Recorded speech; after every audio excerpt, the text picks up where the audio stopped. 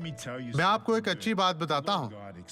خدا کلام میں وضاحت کرتا ہے کہ ایسی چیزیں ہیں جو ہمیں نہیں کرنی چاہیے لیکن جن کے بارے میں ہمیں خوش ہونا چاہیے کیونکہ وہ ایسا کرنے والا ہے. مثال کے طور پر یسایہ 64 باب کا آغاز یہ کہہ کر ہوتا ہے, کاش کہ تو آسمان کو پھاڑے اور اتر آئے کہ تیرے حضور میں پہاڑ لرزش کھائیں. وہ پہلے ہی اسے تقسیم کر چکے ہیں, وہ پہلے ہی اسے کھول چکے ہیں اور یسوع پہلے ہی نیچے آ چکا ہے. وہ اب ہمارا ہے, وہ ہمارا نجات دہندہ یہوہ پاک خدا ہے. اور آیت 2 اس طرح ہے, ہمیں یسوع کا نام استعمال کرنا سیکھنا ہے تاکہ خداوند کے مخالفوں کو منہ کی کھانی پڑے. اس کا کوئی فائدہ نہیں. کوئی بھی جو اس پر ایمان رکھتا ہے وہی کرتا ہے جو اس نے کیا تھا, اور یہ سچ ہے. آپ ایسا کر سکتے ہیں, کانپتے رہیں اور جیت ہماری ہے. اب اس شخص کی گواہی دیکھیں اور میں واپس آؤں گا آپ کے لیے دعا کرنے کے لیے. ہوشیار رہیں.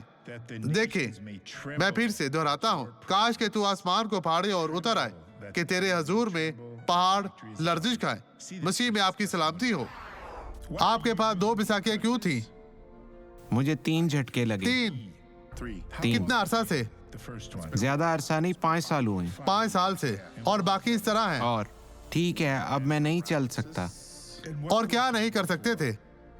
لیکن چلنے کی کوشش کروں گا.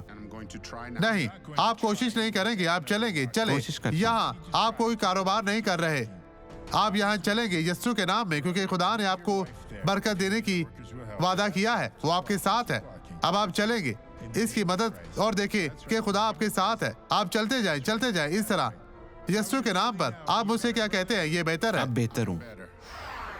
اب میں آپ کے ساتھ دعا کرنا چاہتا ہوں. اپنے دل پر ہاتھ رکھیں. باپ, میں اس شخص کے لیے دعا گو ہوں جو تیری مدد کا محتاج ہے, اور میں اس کے گھرانے اور اس کی زندگی سے ہر طرح کی بدی, کمزوری, بیماری, لاچاری کو ختم کرتا ہوں. اب بدی چلی جائے یسوع کے نام میں, اور آپ کہیں خدا تیرا شکر, تیری تعریف ہو. آمین.